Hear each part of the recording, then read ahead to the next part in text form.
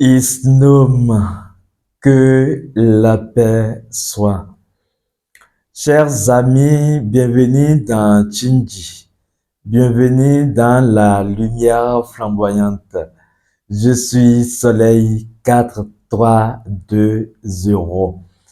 Et ici, dans cette communication, nous allons parler des mariages arrangés. Oui, là, je vais toucher un point sensible. Mais vous devez déjà comprendre que la loi n'interdit rien.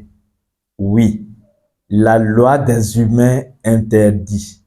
Mais la loi divine, et nous l'avons expliqué dans nos formations, les lois spirituelles, les lois de la nature n'interdisent rien. Parce que la loi, c'est ce qui fait fonctionner les choses. Donc la loi autorise. Les lois de la nature autorisent la faisabilité des choses. Les lois de la nature vous donnent des possibilités de faisabilité des choses. Et donc, quand vous voulez faire quelque chose, trouvez la loi de la nature qui autorise la chose et accomplissez la loi. Ne trouvez pas la loi qui interdit la chose. Parce que dans la loi qui interdit une chose, se trouve la possibilité de faire cette chose. Vous allez souvent entendre dire qu'en spiritualité, en métaphysique, il n'y a pas d'interdit. Et c'est vrai. L'essentiel, c'est la conscience et l'intention dans laquelle ou dans lequel l'acte est posé. Sinon, il n'y a pas d'interdit, il n'y a pas de jugement à porter sur les actes ou les actions à avoir. De quoi parlons-nous ici? Nous parlons des mariages arrangés. Il arrive de rencontrer des gens où, dans un partenariat d'affaires ou bien de business, je vais l'appeler ainsi, les gens décident de faire des mariages arrangés. Je donne l'exemple de quelqu'un qui est déjà à l'Occident et a déjà la nationalité de son pays d'accueil et de quelqu'un d'autre qui est en Afrique et qui n'a pas la nationalité de l'Occident ou bien du pays de l'Occident et donc veut voyager pour aller dans ce pays. Il arrive des cas où des gens comme ça se mettent ensemble tout juste en faisant un mariage arrangé pour que l'autre puisse voyager calmement et alors arriver là-bas, ils règlent leur contrat.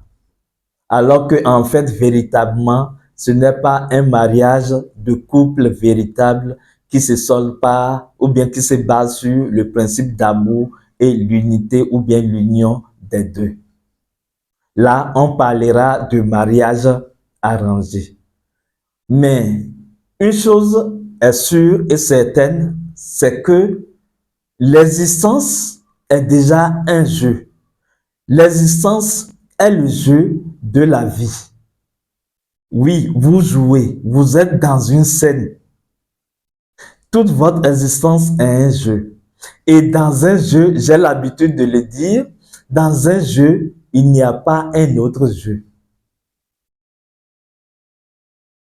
Quand vous faites un jeu dans un autre jeu, soyez sûr que le second jeu que vous faites est une réalité de la première scène, du premier jeu.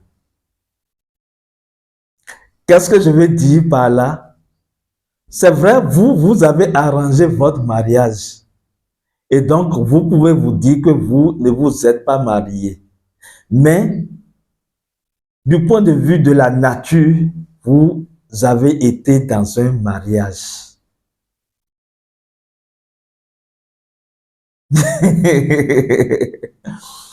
Que cela ne vous fasse pas peur. Nous expliquons les choses et en même temps, nous pouvons vous donner des idées ou des orientations sur comment vous pouvez lever certains blocages dans votre existence. Parce que quand vous vous mettez ensemble dans une relation sérieuse, dans un mariage d'amour, qu'est-ce qui se fait? Chacun apporte son lot énergétique et vous mettez ensemble deux lots d'énergie. Et c'est ça qui fonde le foyer en fait. Donc, quand il y a des déséquilibres dans l'énergie de chacun, les deux mettent ensemble le déséquilibre et le couple va vivre une vie déséquilibrée. Mais quand il y a de l'équilibre de chaque côté, dans le mariage, on met ensemble l'équilibre et ça donne l'équilibre parfait, l'harmonie. Et donc, la joie va régner dans ce couple. Vous pouvez me demander, est-ce que c'est possible d'avoir un couple en harmonie? Je vous dis oui, puisque c'est ce que nous vivons. C'est une parenthèse. Donc, cela se vit. Travaillez sur votre foyer et vous allez équilibrer les énergies. Alors, ce qui est important pour nous ici, c'est dans le cadre des mariages arrangés. Qu'est-ce qui se passe alors? Quand vous faites un mariage arrangé, c'est également de l'eau d'énergie que vous amenez. Vous pouvez vous dire que c'est un mariage et qu'il n'y a pas de contrat. C'est un mariage arrangé et qu'il n'y a pas véritablement de contrat. C'est tout juste pour que je voyage, pour avoir mes papiers et pour continuer mes activités. Mais ce n'est pas comme ça. Ce n'est pas aussi simple. Quand vous signez un acte de mariage, c'est un engagement solennel devant les dieux, les esprits et les humains. Donc, c'est bel et bien un mariage et vous êtes énergétiquement lié à l'intéressé. Donc, quand vous finissez, il vous faudra alors faire des travaux pour vous libérer des énergies de votre mariage arrangé. Sinon, vous allez garder ce qu'elle des énergies de l'autre et l'autre va garder ce qu'elle de vos énergies déséquilibrées. Et ça risque d'avoir d'impact sur votre existence. Bien sûr. Et mieux, je peux vous dire que dans le cas du mariage, cela n'a jamais été deux personnes qui se marient. Non, le mariage, ce n'est pas seulement deux corps, ce n'est pas seulement deux énergies. C'est deux âmes qui se marient, qui s'unissent. C'est deux égrégores familiales qui s'unissent. Donc, c'est la synthèse de deux égrégores familiales. C'est d'ailleurs pour cela que nos anciens savent qu'il faut payer la dot dans le cas du mariage. Parce que la dot permet de contenter les esprits de chaque égrégore familial. On donne aux éléments ce dont les éléments ont droit parce que les éléments, les entités ont veillé sur l'individu jusqu'à l'âge adulte pour que vous puissiez le rencontrer, pour le prendre en mariage. Vous devez donner alors quelque chose de symbolique pour équilibrer la balance, pour apaiser les esprits. C'est un échange équivalent. Dans le cas du mariage arrangé, il n'y a pas de ces rituels ou cérémonies qui sont faits. Et donc, les esprits peuvent se rebeller. Parce que vous avez signé un contrat de mariage. Bien sûr. Même si c'est arrangé, vous avez quand même signé une alliance. Et donc, vous invitez les entités de l'autre dans votre vie. Et l'autre s'invite également. Donc voilà ce qui se passe même dans le cas des mariages arrangés. C'est pour cela que, en temps normal, avant de faire un mariage arrangé, il faut travailler là-dessus. Vous devez travailler à envoyer de la lumière dans l'autre et vous donner de la lumière.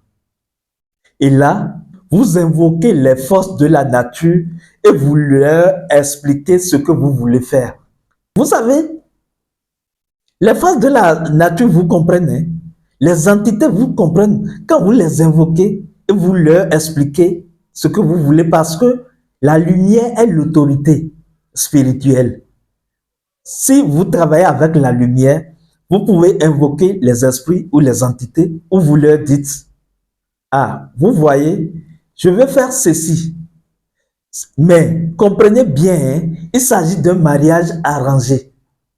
C'est juste pour avoir la nationalité ou bien pour pouvoir faire mes affaires avec telle personne que je m'arrange dans ce mariage avec lui. Sinon, en réalité, ce n'est pas un mariage qui vous concerne. Donc, je viens vous donner de l'eau alors. Je viens vous offrir de la lumière. Prenez la lumière et soyez en paix. Là, les entités vont vous laisser faire votre mariage arrangé. Et quand vous allez finir, vous pouvez alors faire des rituels ou pratiques pour dissoudre les énergies de ce mariage. Et alors, vous pouvez faire le rite d'équilibre que nous avons conseillé aux gens dans notre groupe canal de la communauté de la lumière flamboyante sur Telegram. Vous pouvez même intégrer ce groupe sur Telegram pour avoir de ces informations. Donc, vous faites ce rite-là, par exemple, le rite d'équilibre pour équilibrer les forces en vous. Là, vous vous purifiez de l'énergie de ce mariage arrangé. Vous voyez pourquoi je dis que la loi n'interdit rien, mais plutôt la loi autorise les choses. Mais vous devez fonctionner comme ça. Vous devez expliquer aux entités ce que vous voulez faire. Donc, il s'agit alors de faire des travaux spirituels avant de passer l'acte.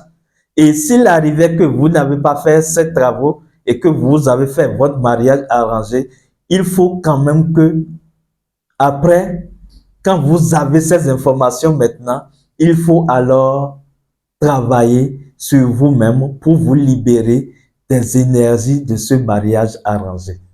Sinon, les entités ne comprennent pas la chose et les entités peuvent créer de confusion énergétique en vous. Et vous pouvez avoir un semblant d'existence heureuse, mais en fait, en bas, il y a des énergies de l'odeur qui vous malmènent. Ce que je ne vous souhaite pas. Donc, quand vous comprenez la chose, travaillez sur vous-même. C'est de cette même façon que ceux qui quittent une relation, par exemple, doivent travailler sur eux-mêmes pour se libérer des liens de cette relation. Donc, vous voyez, soleil, je n'interdis rien. Je ne vous demande pas de faire des mariages arrangés. Si vous avez l'occasion, faites la chose, mais prenez vos dispositions. C'est très important. Prenez vos dispositions spirituelles et expliquez les choses aux forces qui sont en action dans votre existence et aux forces qui agissent dans l'existence de l'autre. Sinon, tant que vous n'expliquez pas, les forces ne comprennent pas. Au fait, les éléments de la nature sont un peu entre griffes bêtes. Quand vous leur expliquez la chose, suivant votre autorité de lumière, ils comprennent. Et donc, vous faites les travaux que vous avez à faire. Mais quand vous n'expliquez pas, quand vous n'avez pas une démarche de responsabilité envers les entités, envers les forces, envers les esprits de la nature, ces entités, forces, esprits vont vous foutre la merde.